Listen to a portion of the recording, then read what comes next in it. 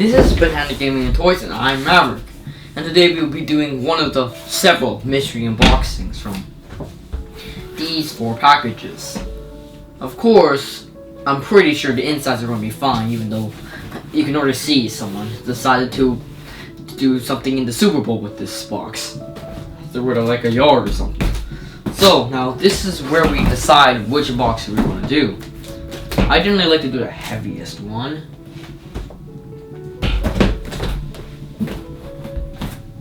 Oddly enough, this is actually the heaviest one. Yeah, it's heaviest. So we shall do this one from Sasebonishi. Sasebonishi. I probably butchered that. But chicken butt. We will do this box. So let's just cut our way into it. So just make a hole and just go right across it. Thank God. And then downwards. Cut a little bit of it so that I can get my momentum with the scissors. There's a little bit of extra tape here. And then just here, right into the box. Oh!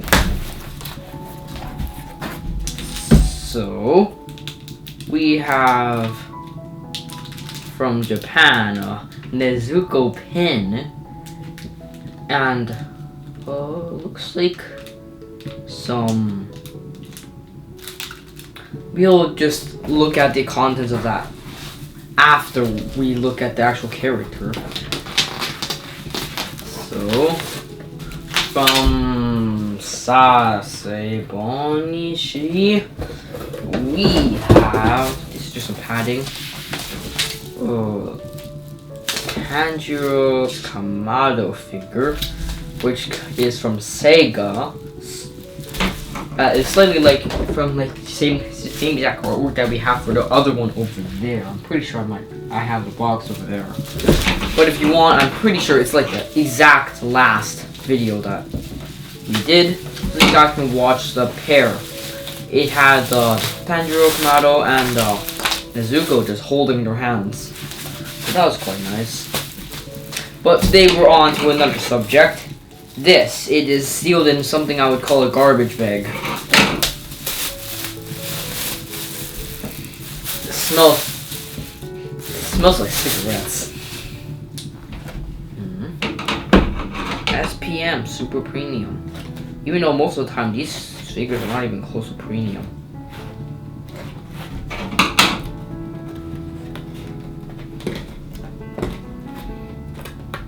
Let's just open it up.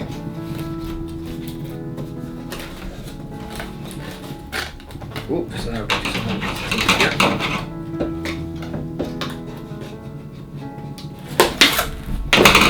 So we have, alright.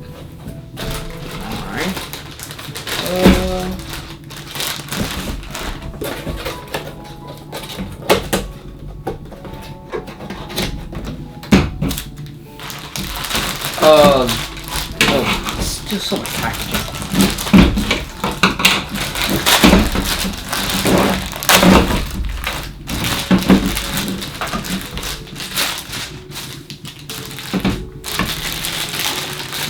One, two, 3 pieces, and the box box where Nezuko is stored is also in this set. So we should open it up a little bit more. Oh, and it's supposed to be a hand. Yep, the hand's over here. So actually 4 pieces. Just put our finger in here. Rip it open. Same here. And we have this. Oh, it's taped outside. And yeah, so far it looks like a really for a second I thought there was like a little holster here. For a second I thought the sword actually went inside of it. If that were to happen, that would be quite cool for a figure.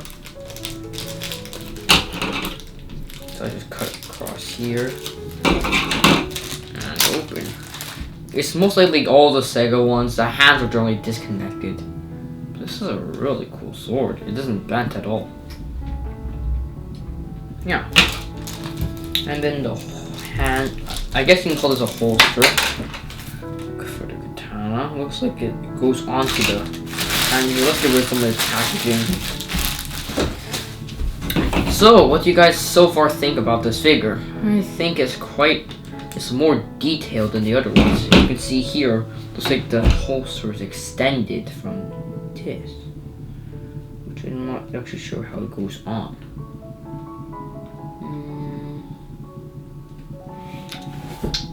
I'll have to figure that out later. As you can see, there's like this holster piece here, which I do not know how it goes on. But we can hopefully do something with this. And put this together, face this towards you. The box is here. So far, for the detailings on this figure, it is really, really detailed. You can see here, compared to the other figures, they put more detail into the box. Practically, as you can see, this thing just goes in here. There is not another type for this figure, but this blade goes in that. That's a tight squeeze. Just like those instructions. It's like a 2-point piece. Right here. I will just put it on without case. Just put it in like so. Man, I really don't like these Sega figures. Because there's just so many pieces. They don't decide to put it together exactly. Even though I know, like, so if you're actually packaging these things, this thing could probably fall off and get damaged. We'll see why. So let's put on the top part of it. Hopefully, let's make sure this thing does not fall again. And then let's just put it on our base. Ooh. Is it the other way around? Yes, it is.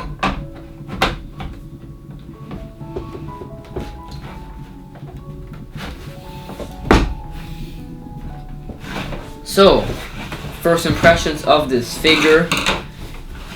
I like that it actually has a box. The box does not open, I'm pretty sure.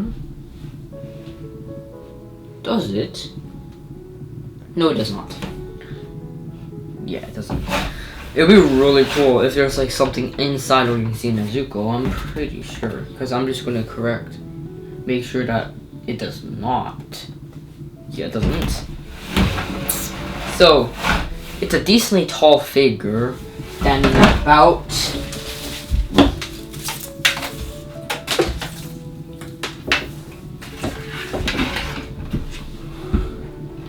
8 inches, or a little bit over 20 centimeters. Its material is like, mostly like every single other Sega, a really dense plastic or wax, and it feels really smooth. It does smell like it's been in someone's room before, because it still has the smell of cigarettes. Detail-wise, I like that the most detail I can find is probably in the box, where they actually put the details of the wood embedded into it. Like if you've never seen, wood sometimes has these little lines going down it. Because there's like tiny, if they're using the bark. The foot looks like generally every single other one, except it's bigger. And they still have the same exact detail as for the other earring, so it isn't amazingly detailed compared to the other ones. So it's the usual one.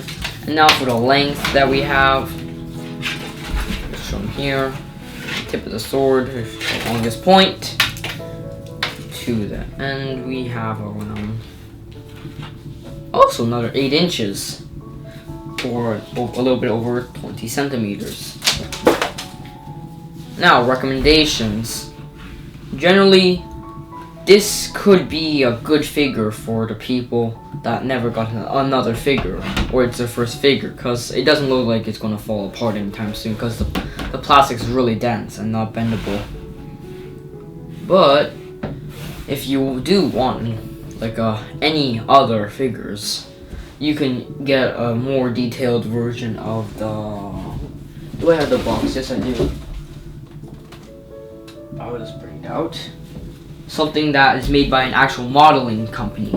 For example, banpresto.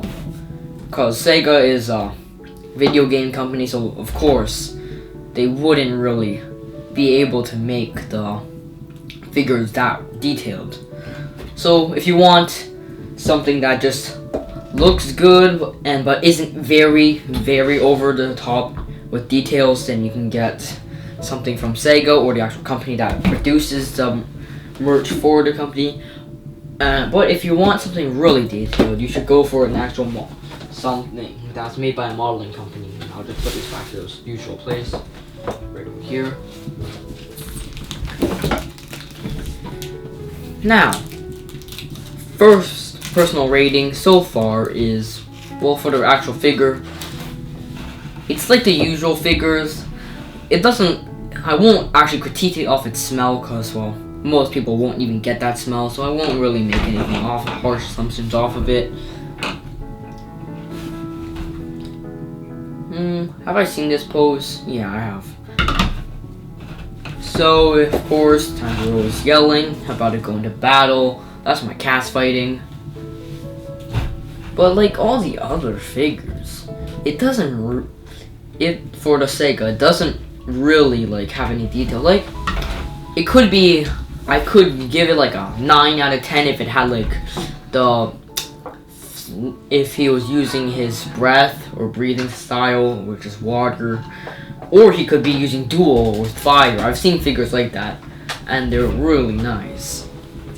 But it looks exactly like the other Sega figure that we got last episode, which is this. I gave this thing, I think, an 8 out of 10, or 9 out of 10 for just the detail wise, but scale wise, it's practically exactly the same scale.